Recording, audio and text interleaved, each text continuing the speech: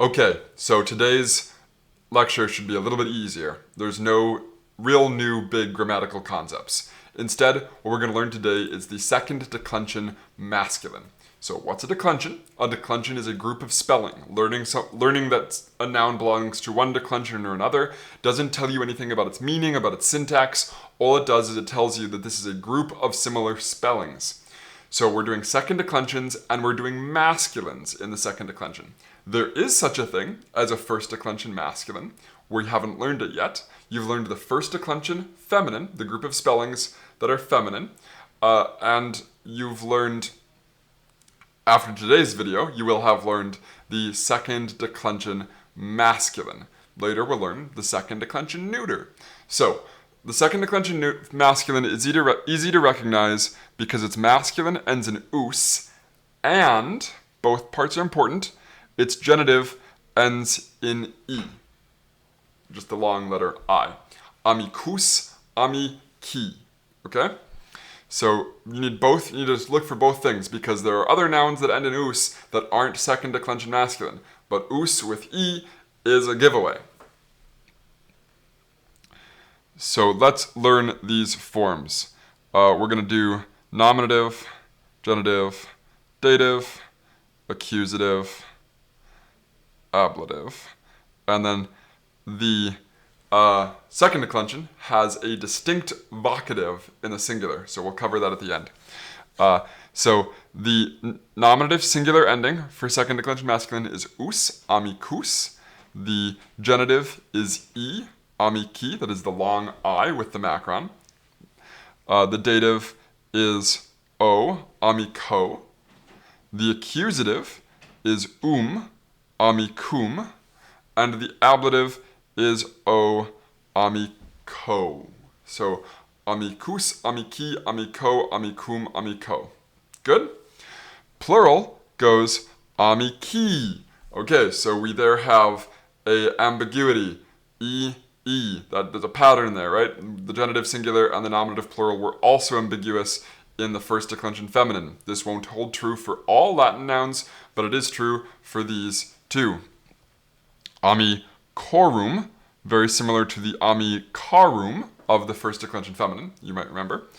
Amicis, indistinguishable in the dative plural. So first declension feminine was puelis. Here we have amicis. Amicos, very similar to the puelas, the as of the first declension feminine. So there are patterns across declensions. There are patterns from one declension to another. This use of the M, this use of a long vowel with an S, this use of is, this aurum ending, aurum. Those patterns hold true across declensions sometimes. And then the ablative plural is is. Okay, so there's your basic 5. Us, e, o, e, aurum, is, os, is. Okay? Should be able to say that. Say that 5 times an hour for the next day, and you'll have it down. Amicus, amici, amico, amicum, amico, amici, amicorum. There should be a macron there.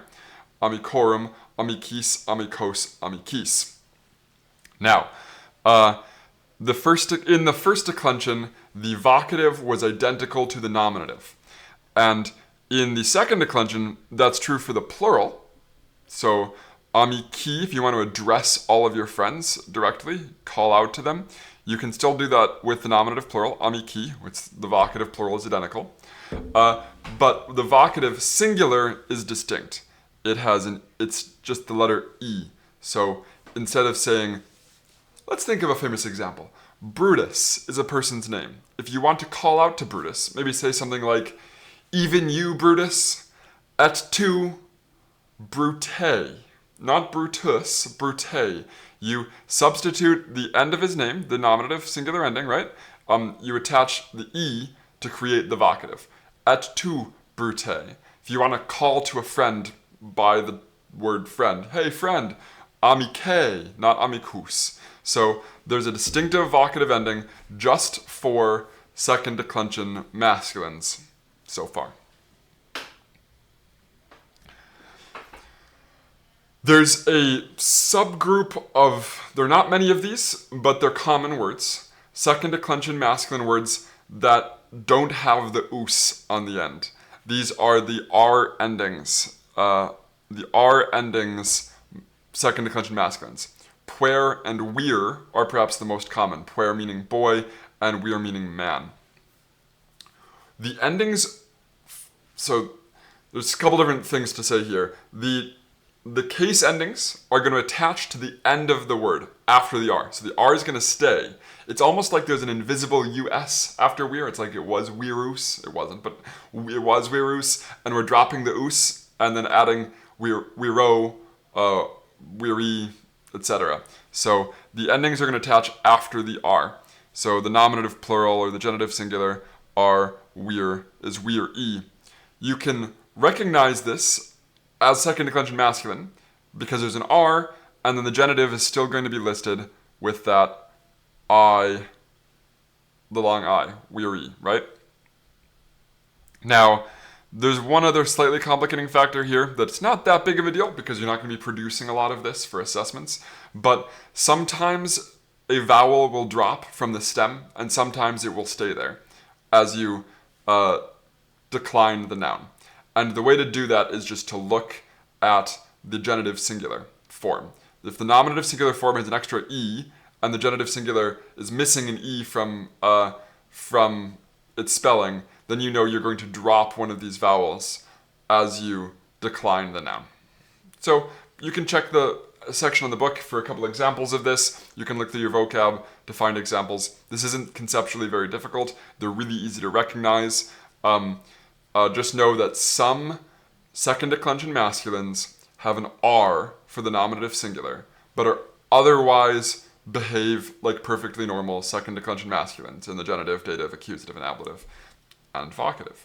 No, the vocative matches the nominative, so the vocative is going to look just like the nominative in those cases. Wir. Puer. The one grammatical concept that we're going to talk about today, maybe we'll talk about two, is apposition. And apposition literally just means to put next to something. And so if you put two nouns next to each other in the same case, number, gender, or same case and number, then we're just identifying the two. We do this in English as well. Barack Obama, President of the United States, is traveling to Hamilton today. So, Barack Obama, President. Dr. Mills, the teacher of our class, is traveling to Texas. If you put a noun right next to another noun, you are saying that these two nouns are in some way identifiable. Or technically what you're doing is you're saying the second noun will clarify or give you more information about the first noun. Okay? That's called apposition. Watch for it. The last thing is something that was actually introduced in the previous chapter in the reading, but because we didn't have anything to contrast first declension feminines with, I saved it for today. And this is the concept of matching, of adjective-noun matching. Adjectives, like nouns, are going to have case, gender, and number. And adjectives will always match their nouns in case, gender, and number. Pretty much. Attributive adjectives, we'll talk about that later. But for the most part, they'll always match.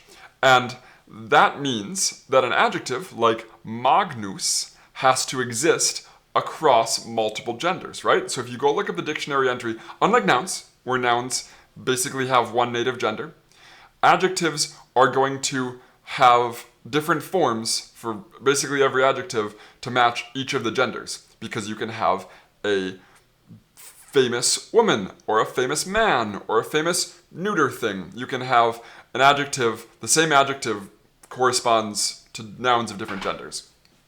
So if you look at Magnus, you'll see it's listed as Magnus, Magna, Magnum.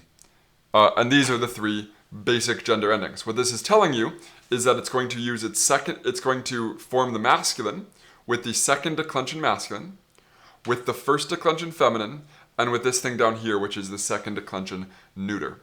So, so adjectives will sometimes appear sandwiched between two nouns. How do you know? Because word order, because adjectives can come before or after nouns. How do you know which adjective which noun the adjective modifies? It's the one it's going to match in case, gender, and number. Okay, so you'll find lots of examples of that in your homework. Magnus amicus, or maybe if you're going to say something like habeo magnum hortum, I have a large garden. You change the ending of the noun and you change the ending of the adjective together in order for them to match and go together.